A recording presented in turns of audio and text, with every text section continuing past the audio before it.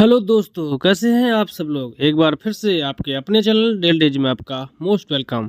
तो फ्रेंड, मैं हूं किस्मारी। मैं लेकर आया हूं बहुत ही इन्फॉर्मेटिव वीडियो और टेक्निकल वीडियो। फ्रेंड, आज का टॉपिक है कंट्रोल वाल्व। तो फ्रेंड, आज हम कंट्रोल वाल्व के बारे में समझेंगे और उसके बारे में अच्छे से जानेंगे।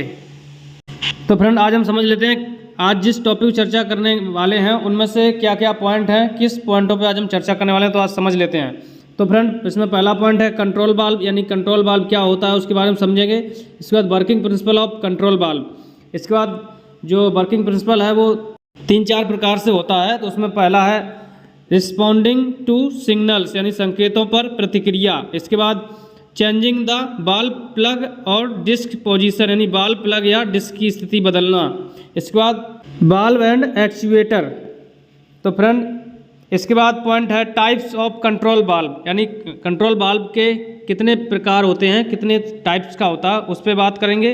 इसके बाद फ्रेंड नेक्स्ट पॉइंट है friend use of control valve. ठीक है, इसके बाद यानी कंट्रोल वाल्व के कहाँ कहाँ यूज होते हैं, कहाँ कहाँ प्रयोग करते हैं, वो है। इसके बाद कंट्रोल वाल्व ऑफ एडवांटेज, यानी कंट्रोल वाल्व के फायदे क्या हैं लगाने से, वो पॉइंट रहेगा। तो इसके बाद डिसएडवांटेज ऑफ कंट्रोल वाल्व, यानी कि कंट्रोल वाल्व के क्या क्या नुकसान है उस पर चर्चा करेंगे। तो फ्रेंड, इस तरीके से ये सारे पॉइंट हैं, इन पे आज हम गहराई से जानकारी लेंगे। तो फ्रेंड, बने रहे हमारे साथ। तो फ्रेंड, आज का जो टॉपिक बहुत ही इंपॉर्टेंट होने वाला है। तो फ्रेंड, बने रहे वीडियो के अंत तक और वीडियो को बिल्कुल भी स्किप ना करें। और फ्रेंड, अभी तक आप हमारे चैनल पर नए हैं तो फ्रेंड एक बार चैनल को सब्सक्राइब कर दें और बेल आइकन का नोटिफिकेशन जारी कर दें, जिससे कि आने वाले हर नए वीडियो का नोटिफिकेशन आप तक पहुँच सके। चलिए फ्रेंड, स्टार्ट करते हैं।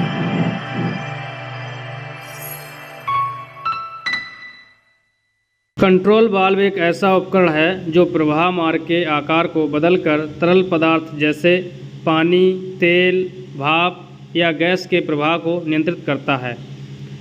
कंट्रोल वाल्व लूप का एक महत्वपूर्ण हिस्सा है और दबाव, तापमान और तरल स्तर जैसे प्रक्रिया चर को नियंत्रित करने के लिए उपयोग किए जाते हैं। तो फ्रेंड, अब है पहला point, working principle of control valve. तो फ्रेंड, जो कंट्रोल वाल्व हैं वो कुछ इस प्रकार से वर्क करते हैं, यानी कार्य करते हैं। तो इसमें नंबर 1 है रिस्पॉन्डिंग टू सिग्नल्स, यानी संकेतों पर प्रतिक्रिया। तो यह एक नियंत्रक वाल्व को संकेत भेजता है जो फिर प्रवाह दर को संयोजित करते हैं। इसके बाद नंबर 2 है चेंजिंग द बाल्ब प्लग और डिस्क पोजीशन, यानी बाल्ब प्लग या डिस्क की स्थिति बदलना। यह एक एक्चुएटर बाल्ब प्लग या डिस्क की स्थिति को बदलता है जो प्रवाह दर को नियंत्रित करता है। इसके बाद कंट्रोल वाल्व को विद्युत, वायवीय या हाइड्रोलिक रूप से संचालित किया जा सकता है। उनके 2 मुख्य भाग होते हैं, वाल्व एंड एक्चुएटर। यह जो उपकरण है वो वाल्व को चलाने के लिए बल प्रदान कराते हैं, यानी। इसके बाद नेक्स्ट पॉइंट है हमारा types of control valve. Control valve जो हैं वो कई प्रकार के होते हैं। इसमें नंबर 1 है पॉपेट वाल्व, नंबर 2 है spool valve, number 3 rotary valve, number 4 globe valve, number 5 butterfly valve, number 6 ball valve आदि। कुछ तो मैंने ये लिए हैं फ्रेंड, बहुत प्रकार के होते हैं। तो इसमें उपयोग किए जाने वाले नियंत्रण वाल्व का प्रकार, प्रक्रिया, डेटा और INC भी निर्देशों पर निर्भर करता है।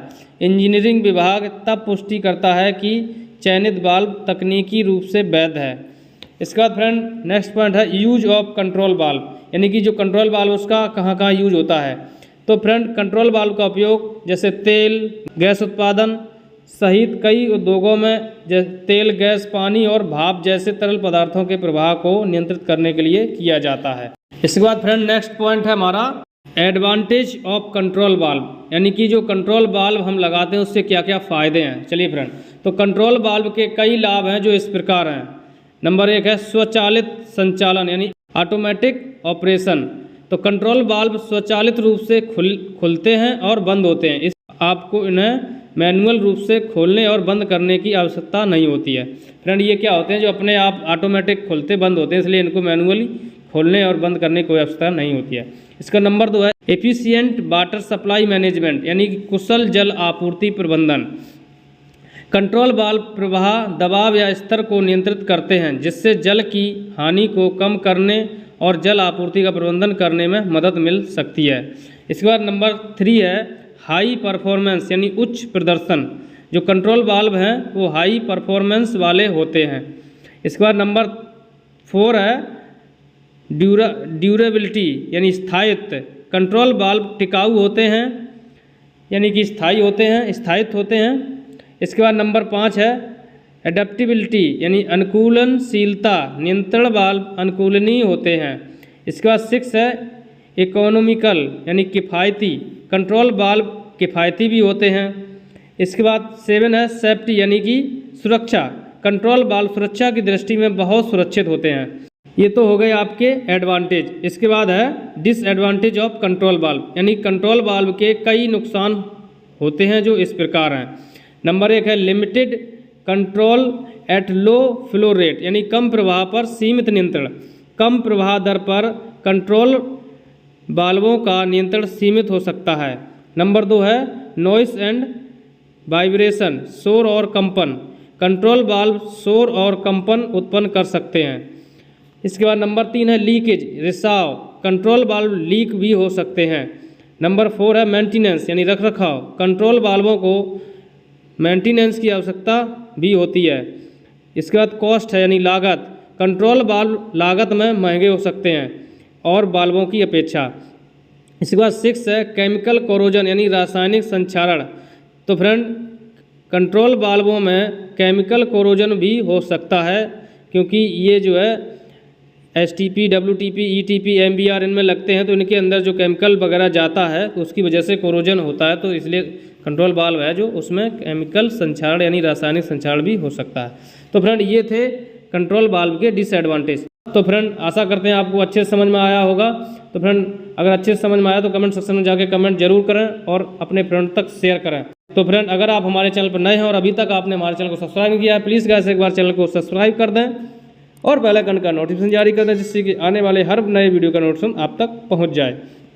तो फ्रेंड चलिए आज का टॉपिक यहीं समाप्त करते हैं। फिर मिलेंगे एक नए टॉपिक के साथ। तब तक के लिए मुझे दीजिए इजाज़त। नमस्कार फ्रेंड, बाय बाय, जय हिंद दोस्तों।